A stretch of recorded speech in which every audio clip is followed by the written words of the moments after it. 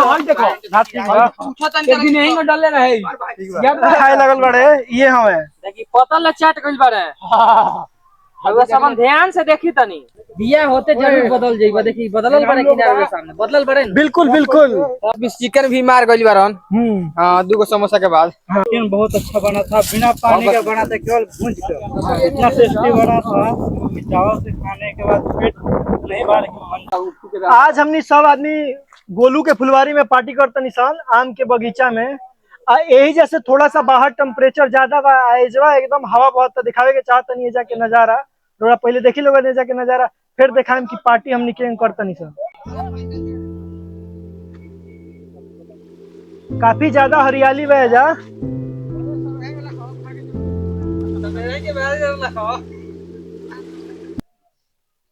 बीजू इनका के पटना से बोलावल बा यहाँ के प्रकाश भी आई अभी बात कराए प्रकाश भी से यहाँ के कनाडा से बुलावल बा जानदनी बारल के हो आही बताई के बारल के वीडियो बना बना रही है गलुए के होने के साथ ही दिखाई दी अरे टिंकू भी बड़े देखिए काका घुसा है चिट्टू को लिख दो लड़का अरे ओए बाप रे बाप देखो पूछा था एक दिन यहीं में डाले रहे है मीट मसाला डाल मीट मसाला अब ना बाद में है तो भुजा मुर्गा है छुटुआ रखो करके गरम मसाला 3 किलो मुर्गा रह दे गरम मसाला नहीं गलियों के पेंदर तो तेरा गरम मसाला ना का के चाहते रहो अभी ना बोलबो का चिंटू का कहो कहे के चाहता नहीं कि मीट खूब बढ़िया बनता हां सब लोग के निमंत्रण देके बुला दो ठीक बा बुला दी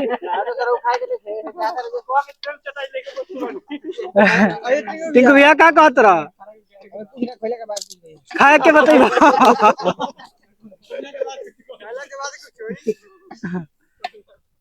आई रोड़ा के हम प्रकाश जी से बात करावे के चाहत नहीं यहाँ के गांव में आइल बनी फुलवारी में का प्रकाश भैया प्रकाश जी आइल बनी अंदर टिंकू के लगे जा टिंकू के हां तो नहीं आओ कि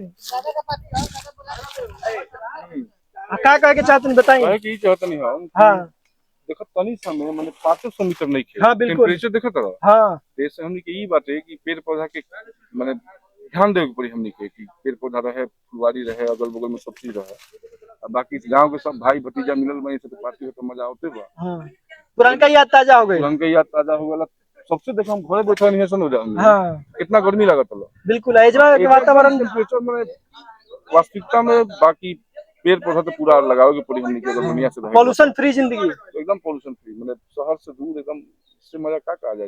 देखिए टिंकू भाई चिकन बनाए हैं हाँ टिंकू भैया बनावत रहे और टिंकू भैया कुछ कहे के चाहता रहे का टिंकू भैया का कहे के चाहता रहा ये सब दादा के सौजन्य से हो रहल बा हां हमें जाते रहे तो दादा कहले ना चलो चलो बोलत है तो माइल वाली अच्छा और कुछ के व्यवस्था बा अब भात बनता बीजू का घरे बीजू बना के आइल बड़े कहो बनावे जाए में के बाद अभी बनाइबो हां बनाए जो रेडी बने हां तो हो गए कहा ना कि चढ़ दियो के बच्चा जल्दी जल्दी बीजू की बजा तक भात बना के ले आओ बीजू अपने घर से भात बनावत रहे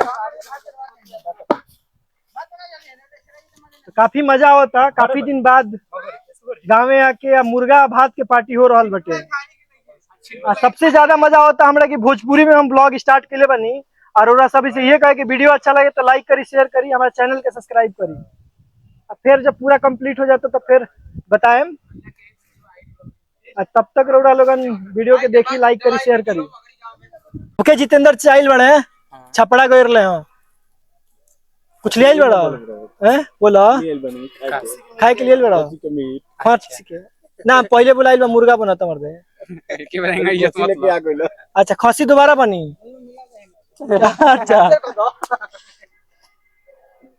ले लो मुर्गा कच्ची के होते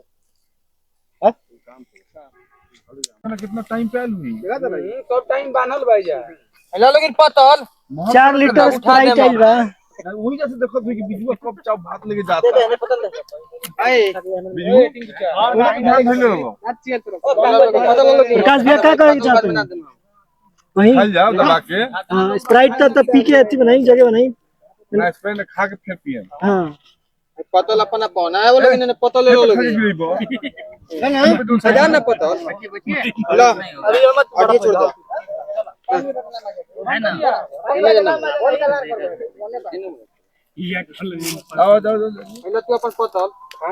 बिजू बात चलाओ। एक साइड मुंह काली ना लोग। मीट बन गइल बा, अब भात बन गइल बा। अब सब कोई के पतल में रखाई आ सब कोई खाई, फिर मजा आ जाई। ना मजा है तो क्या हो? जा बैठो। ए साइड में यार एक लाइन से। ना कहिबे। रमन क्या कहे के चाहत रहा? अबे जाओ।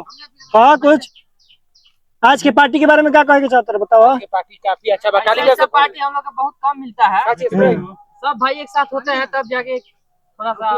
अब भोजपुरी में बोले का मत देवा, हिंदी में नहीं बोले के। भोजपुरी ब्लॉग में आ रहे हैं। पानी नहीं के पहले बात बताई तनी। स्प्राइट पिए के पड़ते हैं। हमारा बगल में बैठल बड़ा है दे लाल सिंह। है लाल सिंह। हाँ बोलिए। कहा कुछ जहाँ तारा छिलटुआ के भात चला होता है। भात आ गए। वीडियो बना होता नहीं। हाँ चिल्टू वाला बचा के रखियो लोग। साउंड कम हो सकल। बोला ना है ना। हाँ ठीक बात है तो छिलटू भात परोसो तरे। ये वो ना करबे। हां मीट में छू आ गल। बोला रे गाड़ी मंगा दियो बारी में लास्ट में। दे दामा के आदत मुर्गा के साथ स्प्राइट।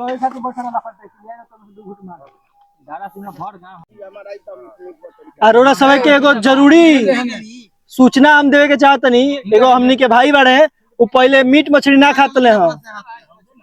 अब बियाह भइला के बाद सब चीज स्टार्ट कर ले मीट मछली खाइल के। उनका के हम सब से मिलवावे के चाहतनी। ऊपर लेके चलिए बाबू। देखियो दे सामने बैठल बड़े ये हमें संजोग बाबू। ये पहले कुछ ना खातले प्रकाश भैया।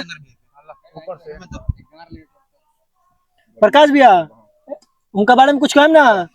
वो पहले कुछ ना खातले बियाह भइला के बाद सब खाए लगले। अच्छा चिल्टो हेलो दू गो डलाए रखो। हां हे दे बा हिंगा जान गेलो चिल्टू रोज दे रन अरे आ चिल्टू ओ देखो हेलो गिन ओए चिल्टू हिंगा दिए हेलो गिन एका जगह रस घटी मुर्गा भात के पार्टी हो गई। काफी टेस्टी बनल रख। अब वही प्रकाश भैया खाते बानी उनका से पूछल जाओ कैसन बनल बटे। हमारा तो काफी अच्छा लागल है। प्रकाश भैया बहुत बढ़िया बनल बा। मस्त मजा आइल है। एकदम मजा आ गया। पुरानका याद ताजा हो गई। एकदम हम जेकर बतवा कहत तनी है कि बियाह के बाद खाए लगल बड़े ये हमें। देखी पतल ले चाट गइल बारे। अब सब ध्यान से देखी तनी। यही से सिद्ध होता है कि कितना बढ़िया बनल लगी। ई मेहरारू के अइला के बाद ही बदल गइल बड़े एकदम। मीट मछली सब कहा कुछ कहा बोला कुछ अभी ना बोलबा।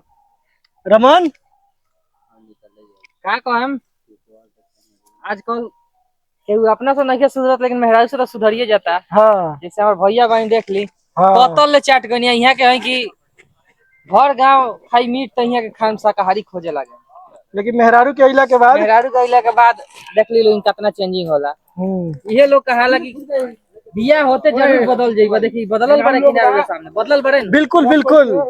मेहरारू खाती ले जाके चाहिए गाय में से 2 पीस। बिट्टू मेहरारू खाती 2 पीस ले जाके चाहिए। बोला कि ना ले गइला हम। इतना खा ले बड़ा ही कि इनका से उठल नहीं खे जात। कहो 2 गो समोसा खइले बारन। कहा कुछ बिट्टू 7-8 पीस चिकन भी मार गइल बारन। हां 2 गो समोसा के बाद। हाँ कहो कहाँ जात रहा रोको अभी हाथ धोत रहा। अरे पानी बा हाथ धो। दे दो हिंकरो के पानी।